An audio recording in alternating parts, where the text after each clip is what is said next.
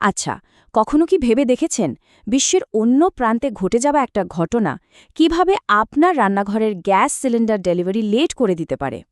চলুন আজ এই পুরো ভূরাজনৈতিক খেলাটা একটু সহজ করে বোঝার চেষ্টা করি, যেটা সরাসরি আমাদের রান্নাঘরে এসে প্রভাব ফেলছে। গ্যাস সিলিন্ডার বুক করার পর দিনের পর দিন কেটে যাচ্ছে, কিন্তু ডেলিভারির নাম নেই। এই সমস্যাটা কি পরিচিত লাগছে? আসলে এই সাধারণ বিরক্তির পেছনে একটা বেশ জটিল আন্তর্জাতিক সংকট লুকিয়ে আছে। চলুন আজের গভীরে গিয়ে দেখি ঠিক কি ঘটছে। তো এই হলো আমাদের আজকের আলোচনার বিষয়। আমরা একেবারে সমস্যার গোড়া থেকে শুরু করে এর একটা দীর্ঘমেয়াদী সমাধান পর্যন্ত সবকিছু নিয়ে কথা বলবো। তাহলে প্রশ্ন হলো, এই সংকটের শুরুটা কোথায়? এর মূল কারণ হল হরমুজ প্রণালী। এটা সমুদ্রপথে তেল আর গ্যাস পরিবহনের জন্য ভীষণ গুরুত্বপূর্ণ একটা রাস্তা। আর ঠিক এখানেই সাপ্লাই চেইনটা ধাক্কা খেয়েছে, যার জেরে এই সংকট তৈরি হয়েছে। তো এখন চলুন একটু দেখে নিই এই সংঘাতের কেন্দ্রে কারা কারা আছে, মানে কোন কোন দেশ এর সাথে জড়িত, আর তাদের মধ্যে ক্ষমতার সমীকরণটাই বা ঠিক কী রকম। এখানেই কিন্তু ব্যাপারটা বেশ মজার। দেখুন, ভারত বা চীনের মতো দেশগুলো চায় অর্থনৈতিক স্থিতিশীলতা, মানে তাদের প্রায়োরিটি হলো ব্যবসা বাণিজ্য ঠিকঠাক রাখা। কিন্তু রাশিয়ার লক্ষ্যটা একটু অন্যরকম। তাদের প্রধান উদ্দেশ্য হল বিশ্বজুড়ে আমেরিকার প্রভাব কমানো।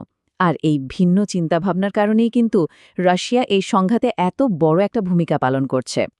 এটা কিন্তু শুধু একটা সাধারণ সমর্থনের বার্তা নয়, এটা আসলে পশ্চিমী দেশগুলোকে, বিশেষ করে আমেরিকাকে দেওয়া একটা পরিষ্কার সংকেত।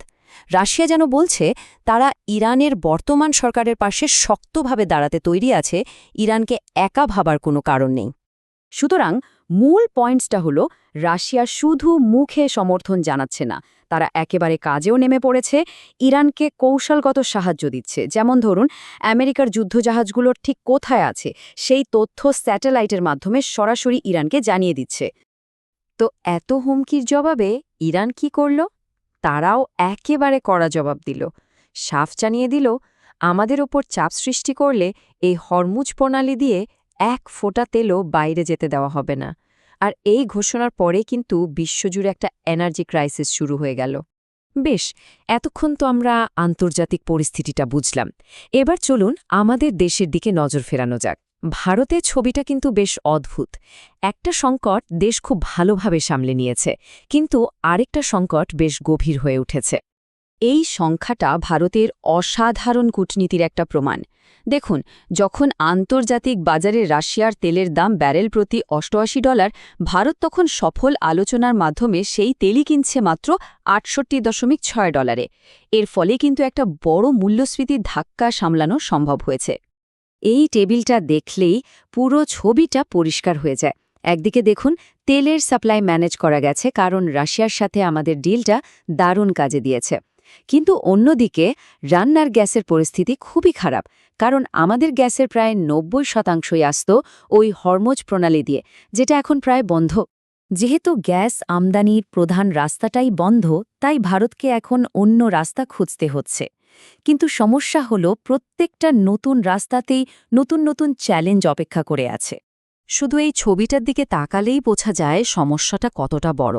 দেখুন, হরমুজ প্রণালী দিয়ে গ্যাস আসতে সময় লাগত মাত্র 5 দিন, আর এখন সেন্ট পিটার্সবার্গ থেকে সেই একই গ্যাস আনতে সময় লাগছে 25 দিন, মানে প্রায় 5 গুণ বেশি সময়। এই বিশাল দেরিটাই কিন্তু সংকটের আসল কারণ। হ্যাঁ, গ্যাস পাওয়ার জন্য অন্য দেশও আছে, কিন্তু ম্যাপটা দেখলেই বুঝবেন কোনো রাস্তাই হরমুজ প্রণালীর মতো সহজ বা সস্তা নয়।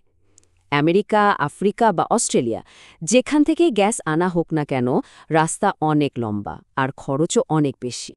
সত্যি বলতে, এই সংকটটা আমাদের একটা বড় দুর্বলতা চোখে আঙুল দিয়ে দেখিয়ে দিয়েছে, আর এর ফলে এখন একটা দীর্ঘমেয়াদী সমাধানের দিকে নজর দিতে হচ্ছে।